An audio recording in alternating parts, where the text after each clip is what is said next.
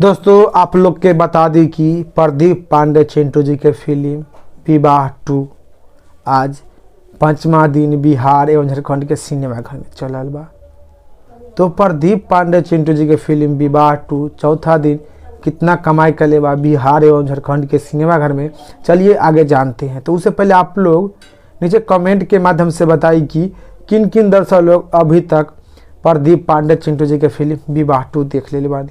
जिन दर्शक लोग अभी तक प्रदीप पांडे चिंटू जी के फिल्म विवाह 2 न देख ले बानी, उन दर्शक लोग से रिक्वेस्ट बा कि आप लोग अपने सिनेमाघर में जाइए और प्रदीप पांडे चिंटू जी की फिल्म विवाह 2 देखी और देख कर नीचे कमेंट बॉक्स में बताइए कि आप लोग को देखने में कैसा लगा।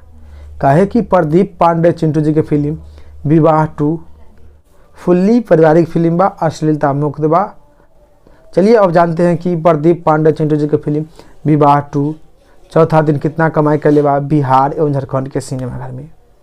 तो प्रदीप पांडे चिंटू जी की फिल्म विवाह 2 चौथा दिन कमाई कर ले बा 3 से 4 लाख रुपया बिहार एवं झारखंड के सिनेमाघर में।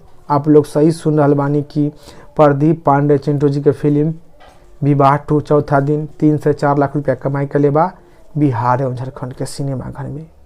तो आप लोग को छोटा सा जानकारी बतावे के रहे। तो अगर आप लोग इसी तरह प्रदीप पांडे चिंटू जी से जुड़ल जानकारी जानना चाहते हैं तो आप लोग हमनी के चैनल यादव में हिट भोजपुरी न्यूज के सब्सक्राइब कर दी, वीडियो के लाइक कर दी, वीडियो के भी शेयर कर दी।